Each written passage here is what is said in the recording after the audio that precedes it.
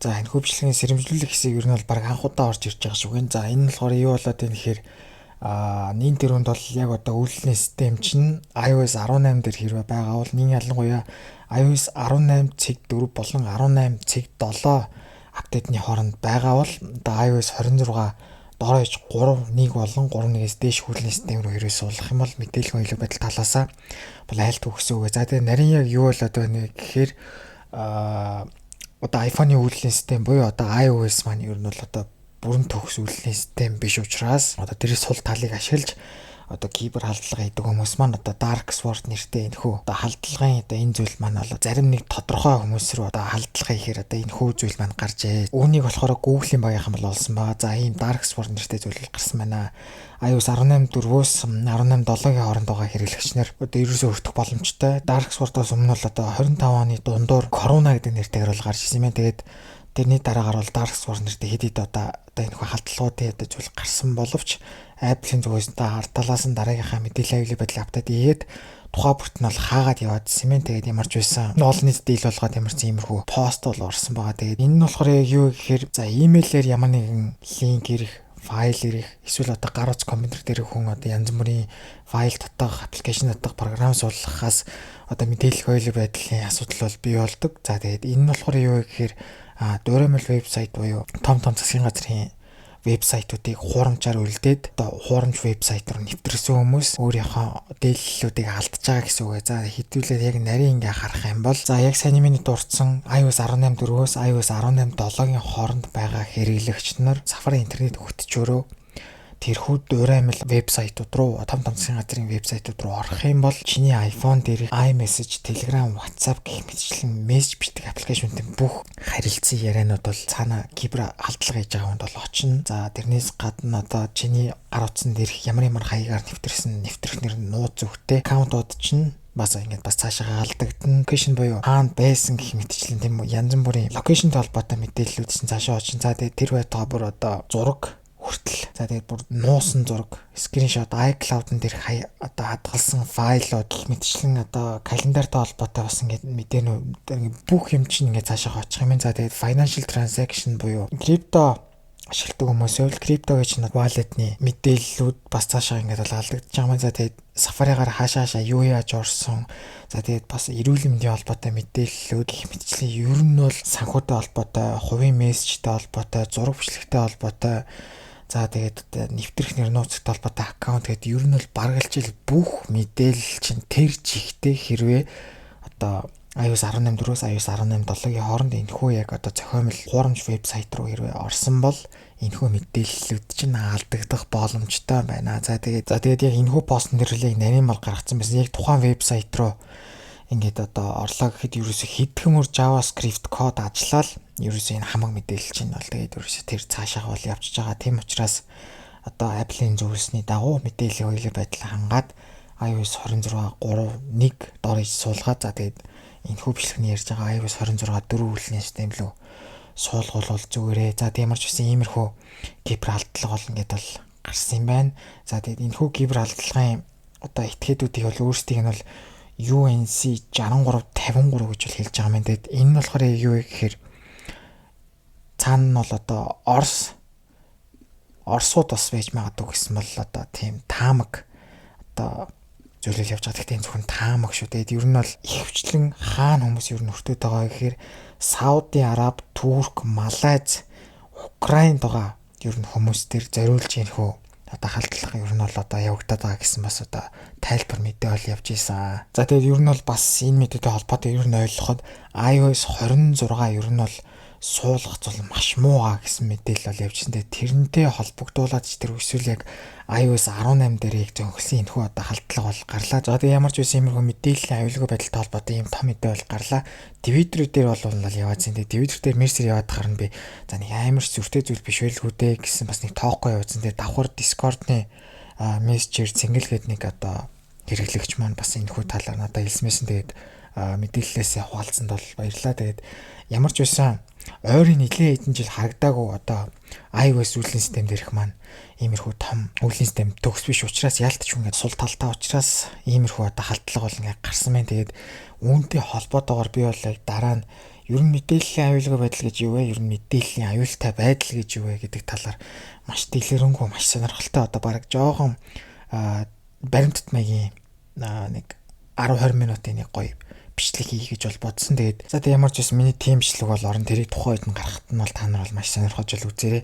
Тэгээд одоо жишээ нь кибер халдлагагүй ер нь амьдрыг хийм бол яг та нарт бол сонир сонсогдчих бол магадгүй. Гэхдээ интернетгүй орчинд ганцаараа хөдөө амьдрах юм бол 100% бол хамгаалж болно. Тэгээд кибер атак фри гэдэг одоо хайх юм бол хөдөөний зураг гарч байгааг бол та нар харж байгаа. За сайн мэцэн iOS 26 4 апдейт гарсан байна. За энэхүү апдейт нь гарахтаа 3 дахь iPhone SE дээр 26 3.1 сухад 518 GB таграл гарсан. За тэгээд энэ үүлний системийн хэмжээг л өөрчилж болж байгаа. За та нар бета апдейт руугаа ороод public beta болон developer beta сонгох юм бол одоо үүлний системийн хэмжээ нэг 765 болж өсөж байгааг бол та нар харж байгаа. За developer beta сонгосон ч гэсэн яг адилхан маяг бол харж байгаа. За тэгээд та нар яг бета апдейт сонголтоо off болгох юм бол ямар ч зүйлийн системийн хэмжээг татах хэмжээг бол багасгахжуул ингээ болох юм байна. За апдейтээс өмнө яг үл утсан дээрх сул зай нь болохоор 2692 GB буюу бараг 27 GB сул зай байсан бол апдейтийн дараа сул зай маань багасаад 2429 GB бол болж багассан. За тэгээд энэхүү iOS 26 дөрөв үүлний системийн кодыг харах гэсэн боловч ямар ч байсан энэ дээрээ бол одоо гарч ирэхээ бол ингээ болдог болсон байлээ. За энэхүү iOS 26 дөрөв үүлний системийн болохоор ер нь бол 8 ширхэг шинэ эможи бол орж ирсэн байгаа. Ер нь бол 7 ширхэг эможи тэр 7-нд голон зогсож байгаа балетных нь болохоор одоо өөр одоо хувилбарууд нэлээд нэмэгдсэн гэдэг утгаараа хэлж ийсэн. За тэгээд одоо энэ шахуулж байгаа эможи бол та нар сайн мэд санаж байгаах. iPad одоо Pro дээр бүх цагийн хамгийн нэмгэн одоо Apple-ийн төхөөрөмж гаргахад яг реклам дээр нь ингээ шахуулж байгаа дүрс бол гарч ирсэн. Тэрэнд нь одоо яг зэрүүлээд яг адилхан байдалтайгаар бол одоо ингээ шахуулж байгаа эможи бол шинээр бол гарсан. За тэгээд одоо алмас за тэгээд тэр үүлэн дунд содолдож байгаа. За тэгээд энэ дэлфин за тэгээд энэ бүрээ тэгээд энэ одоо халт агуулсан юм авдар. Тэгээд одоо жолооны курс судаг хүмүүс бол харддаг л бах. Одоо яг уулан дээрээс нурангуун хаюултай шүү одоо тий анхаарал болгоомжтой яваарэ гэдэг анхааруулгын тэмдэгэн дээр бол одоо энэ л тэмдэглэл явдаг. Энэ одоо зүйл маань бас эможи байдлаар ингэж орж ирсэн байна. За тэгээд ер нь нийтэд нь бас өөр идрээс өөр юу орсон бэ гэхээр барилдаж байгаа бол ингэ цуг зогсож байгаа нэг эможинууд байт юм билээ. Тэднийх нь одоо ингэж вариант хувилбарууд нь бол ингээ хамаагүй их болсон юм билээ. За шинээр дэлгэсэн дээр зураг нэмэх гээд одоо оролдох юм бол одоо шинэ гоё бас менютэй болсон. За ингээд бол та нарыг харж байгаа. Шинээр нэмэх гэж оролдох юм бол одоо яг цагаар астрон ингээд бүх хэсгүүд маань ингээд гоё ийм цэгцтэй бол ингээд өмнөхөөс бол харагддаг болсон байна. За тэгээд яг git гээд дарах юм бол тэр маань бол одоо ингээд бол нэмэлтээр ингээд за ингээд татаж болно гэж бол авч байгаа юм байлээ. Тэгэхээр бас нэмэлтээр хэрэггүй wallpaper-уудыг буцаагаад бас ингээд ер нь бол устгах ингээ боломжтой болж байгаа юм байна. Тэгээд remove gallery гээд ер нь нэмэлтээр татсан хэрэггүй юмнууд бол ингээд бол устгаад бол явж байгаа юм байна. Тэгээд өмнөхөөс бол ийм гоё болж өөрчлөгдсөн байна. Хэрэггүй бол paper устгах гэдэг бол бас нэг бодлоо маш хэрэгтэй зүйл гэж бас бодож байна. Mac OS үлдсэн систем дээр гээд ашиглагддаггүй хэрэггүй юмнуудаа ингээд бас ингээд буцаагаад бол байхгүй болгоо шинээр татдаг бас юмтай бол ерөнхий бол ингээд төстэй ингээд болж байгаа юм байна. За control center ирээгүй ер нь бол нэлээд удсан байна. За таван control center дээр удаан дарж агаад ямар тохиолдол нэмэх хэрэг ambient music гэдэг одоо ойр тойрны одоо яг өөр тайвшруулах одоо тэ тухайн одоо унтуулах зорилттой чимээг юм одоо ambient music control center дээр орж ирсэн мэт control center дээр нэмчээд ингээд дарах юм бол одоо ингээд тэр дай маань бол тоглох юм байна. За подкасттай холбоотой зүйл бол гарч ирсэн юм байна. Подкаст ер нь бол баг гар утсан дээр баг ашигладаг. Гэхдээ бас ингээд гар утсан дээр ер нь подкаст аппликейшн хэрвээ та нар ашигладаг бол энэ хүү 3 цагийн дээрээ дараад download гэдэг бол дараад одоо татсныхаа дараа интернет хүү үедээ бол ингээд подкаст гол ингээд сонсох боломжтой байна. Тэгээд ингээд ер нь подкаст ингээд бас ингээд явж илаа гэж бодоход шууд ингээд дарж унтраадаг ингээд болсон юм байна. Дүрсийг ингээд хаадаг. За тэгээд скрипт ингээд мэдээж хэрэг гарч байгаа. За тэгээд гүйлгэх товчны ажиллаж байгаа байдал гэх мэтчлэн бас ингээ хурдыг ингээ тохируулж байгаа байдал ерөнхий ингээд ер нь подкастны маань аппликейшн бол ер нь ажиллагаа талаас бол ингээд бас нэлээд бол ингээд өөр болсон байлээ. За миний зүгээс бол Apple Music бол ерөөсөө ашигладаггүй. Гэхдээ Apple Music-тэй холбоотой бас юу өөрчлөгдсөн бэ гэхээр плейлист бас ингээд AI-аар ингээд бол одоо санал болгож одоо плейлист үүсгэх, дуу нэмж асах үйлдэлүүдийг бол хийдэг болсон юм. Тэгээд энэ бол надад ерөөсөө таалагддаг. Зүгээр ямар дуу сонсох үгүйгээ AI-аар шийдүүлнэ гэж ерөөсөө байхгүй. Тэгээд бас яагаад юм мэдгүй Apple Music application дотоод плейлист рүүгээ орсон юм бас би энэ UB гэдэг өөрөө бас юм зохиож ирсэн бас юм плейлистүүд дотор мэдээж хэрэг ямар ч дуу алга яагаад тэгэхээр би Apple Music-ийг ерөөсөө ашигладаг. Тэгээд бас ер нь зундаа багтаад зунаасаа өмнө ч юм уу би бас Apple Music-тэй холбоот бичлэг оруулна гэж бол төлөвлөж байгаа. За яг гадаадд Apple Music ашигладаг хүмүүсийн хувьд одоо яг ойр тойронд чи хаана яг бас юм одоо хөгжмийн фестивалууд болж байгаа гэдгийг бас нэмэлтээр suggest хийж болно гэж бол гарч ирдэг болсон юм байна. Apple Music дээр бас нэг гоё шин зүйл нь болохоор юу вэ гэхээр ингээд дуу сонсож байхад ардталтаа ингээд зургийн анимашнтай бол ингээд давхар ингээд болж байгаа юм байлээ. Гэхдээ энэ бол мэдээж хэрэг бүх дуун дээр бол байхгүй. Зарим нэг дуунууд дээр бол ингээд бас ингээд яг энэ iOS 26 дөрөвт зориулаад ингээд одоо дуунууд цаашдаа зарим нь бол одоо улам юм болоод бол өөрчлөгдөх баха. За бас нэг өөрчлөлт нь бас юу орж ирсэн бэ гэхээр ер нь бол интернет байхгүй байхад ер нь бол одоо хөгжмөө таньдаг болоод эргээд одоо интернеттэй болсон тохиолдолд тэр хөгжмийг чинь таниад яг тэр ийм хөгжим байсан байна гэдгийг нь бол хэлдэг болсон юм байна. Wi-Fi маань бол одоо бүрэн унтарсан байгаа. Бүрэн унтарсан байхад одоо яаж ажиллаж байгааг нь бол та нарт бол харуулъя. Замар цаа арталт болоо ингэ дуул явна. Тэнгүүд надад тэр ямар notification ирэх вэ гэд би та нарт харуулах үднээс явуулж байна.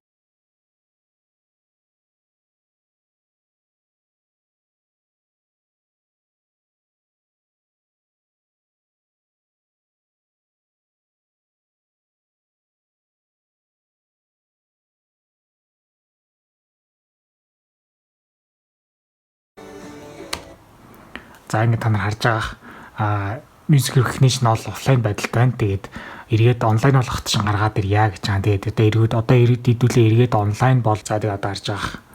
Яг дуучных нэрийг нь хэлээд яг дуутаа ингээд ямар ч ингэ гаргаад ирж байгаа.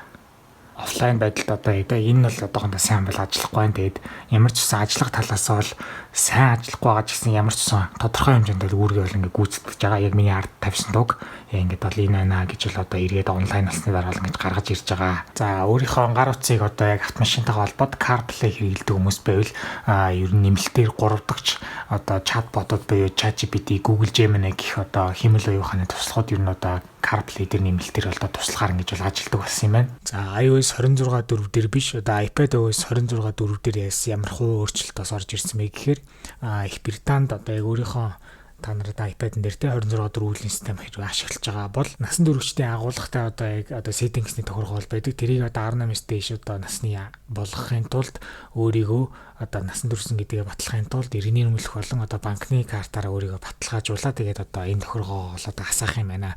Хэрвээ одоо энийг одоо тохируулж одоо чадахгүй бол энэ одоо хязгаарлалт нь бол хязгаарлалт хിവэрээ бол ингээд үлдчихэж байгаа юм байна. За iOS 26.5 болон iOS 26.4-тэй холбоотой бас юу болсон бэ гэхээр хятадд байгаа хэрэглэгчнэр одоо хятад модельтэй iPhone дээрээ Apple Intelligence бол ерөөс ашиглах одоо боломжгүй байдаг байсан бол iOS 26.4-ийн систем дээр ер нь бол гинт бол гараад ирсэн, татах боломжтойгоор гараад ирсэн. Тэгээд Apple-ийн зүгээс шууд буцаад бол хаасан байгаа.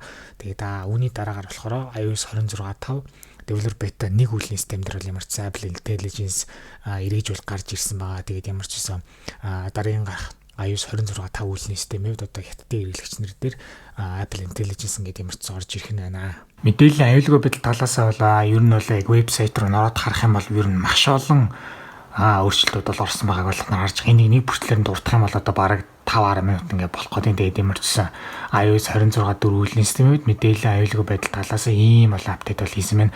За тэгээд ер нь мэдээллийн аюулгүй байдалтай холбоотой бас нэг асуудал бол одоо сүүлийн iOS 18.4-өөс iOS 18.7-гийн хооронд бол бас нэлээд том асуудал бол гарсан дээр би бичлэгнийхаа бас нэг хэсэгт бол бас яг дурдаад бол үлдээжээ. Тэгээд ер нь одоо яг ойролцоогоор нэг 100-аас өмнө яг дараалалаараа ер нь бол нэг 5 сарда багтаад миний зүгээс бол яг мэдээллийн аюулгүй байдал гэж ер нь бол байхгүй тийм учраас яг өөрийгөө яаж хамгаалах вэ яг 100% яаж хамгаалах вэ 100% хамгаалах боломжтой юу гэдэг талаар ер нь мэдээллийн аюулгүй байдал биш мэдээллийн аюултай байдал гэдэг талаас нь бол бичлэг бол хийх бол одоо төлөвлөсөн бол явж байгаа. Тэрийг тэгээ та нар яг тухайн үед нь л үзээд бол бас сонирхорой. Мэдээллийн аюулгүй байдлаас гадна Apple-ийн developer site-н дээр бас яг зөндөө олон баг фиксийг агуулсан бас юм одоо өөртөөхөө бас одоо хэсгүүдийг оруулсан байлээ. Тэгээд ерөнхий энэ апдейтыг анзаарах юм бол iOS 26.4 бол мэдээллийн аюулгүй байдал болон баг фикс талаас бол маш олон алдаа болон засалтуудыг бол нэмэлтээр бол багтаасан байна. За бас нэг гоё өөрчлөлт орсон юу гэхээр keyboard-тай холбоотой өөрчлөлт орж ирсэн байлээ. Ер нь бол одоо iOS 26.3-ыг бол одоо өмнөх iOS 26 үеийн системүүд дээрээс анзаарах юм бол ер нь keyboard-н дээр ингээ хурдан бичих юм бол бас яг үсгийн бас яг дарагдахгүй асуудлууд ер нь байсан юм байлээ. Тэгээд ер нь iOS 26.4 рүү та нар шууд суулгачаа keyboard-н дээр ер нь хурдан дараад үзээрэй. Тэнгүүд л өмнөхөөсөө бас нэг арай нэг ажиллагааны та нарт бол өөр бол мэдрэгдэх ингээ ёстой. За үйлдвэрлэлийн систем болгоноор бенчмарк оноо нь яриад явж байгаа. За iOS 26 4 хувьд болохоор CPU-ийн single core score нь 2305 оноо дундаж авдаг ононоос илүү олж авч чадсан. За multi core score нь болохоор 5537 оноо бас дундаж авдаг ононоос илүү бол авч чадсан байгаа. За GPU skip болохоор 18769 мөн эдл одоо дундаж авдаг одоо AC-ийн ононоос илүү оноог бол авч чадсан байгаа. За үзэгчнэрээс дандаа асуудаг юм нь болохоор iOS 26 дөрвөлөөрөө та нар апдейт хийсэн бол comment хэсэг дээр өөрсдийнх нь яг ямар iPhone-ыг батарей болон одоо ажиллагаа талаас хэр байна вэ гэдгийг бол одоо бичээд бусдтайгаа бол хуваалцаж байгаарай. Намайг үздэг хүмүүстээ зориулж Discord сервер бол нээсэн. Тэгснээрээ та нар хоорондоо юм бичих боломжтой болсон байгаа. Тэгээ би биентэйгээ гоё нээлттэй бол харилцаж байгаарай.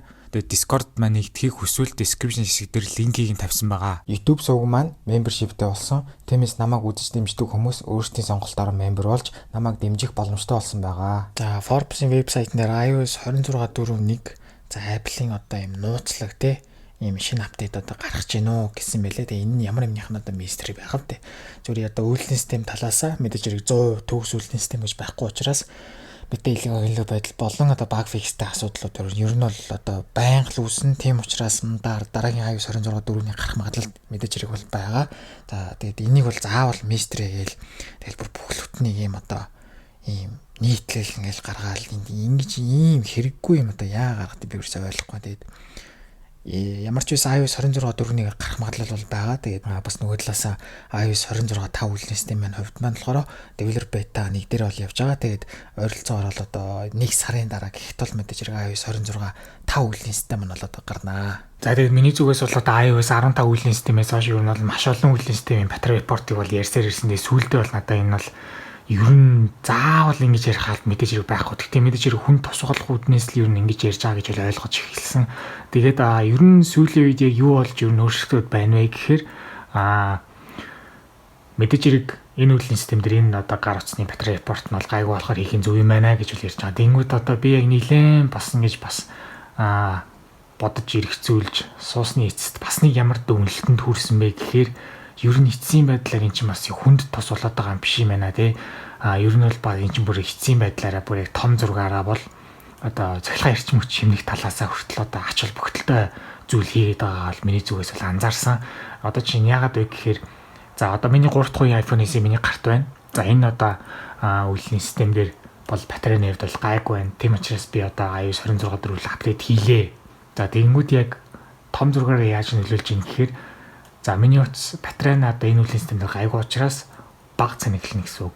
Бага цэнэглэж байгаа учраас эрчим хүчийг бол авах давтамж маань багасж байгаа учраас нөгөө талаасаа одоо жишээ нь өгдөг чинь эрчим хүчний систем талаасаа зуны хачаал те өвлийн хачаал гэдэг талаасаа одоо жишээ нь тухайн үедээ эрчим хүчний системд одоо дараа болох байдал маань багасж байна гэсэн үг. Тэгээд ер нь л энэ хүү батарей report маань явсаар бүр ингээд манай Монгол улсын цахилгаан эрчим хүчний ачаалт одоо хэрхэн тус болж байна гэдэг зүйл ингээд болж байгаа. Тэгээд миний бичлэгийг хэрэг хүн үзэн төдий чинь одоо Монголын эрчим хүчний системд ачааллын одоо тийм дарамт өгж гин үгүй гэдэг зүйл ингээд болж байгаа. Яг үнэхээр жижиг хэмжээнд одоо тэгийн ард одоо чинь хідэн тасалтай юм нөлөөлөгч гэсэн том зургаараа харуул үнэхээр бас ингээд зөв юм хийж байгаа байна гэдэг үднээс бол батарей report-ыг бол нэг тасралтгүй ярихаар одоо уран зориг маань бол илүү сэргийсэн гэж бол ойлгож болно. За тэгээд комент хэсэг дээр бол би бол өөрийнхөө комментиг бол пинлээд бол үлдээ чинь аль утсан дээр нь зүгээр аль утсан дээр нь хэрэггүй гэдгийг нь бол үлдээнэ. За тэгээд энэ хүү iOS 26 4 үйлдвэрлэлийн системийн бичлэгийг үзсэнд бол баярлалаа. Тэгээд дараагийн хамтлагаар уулзлаа. Түр баяртай.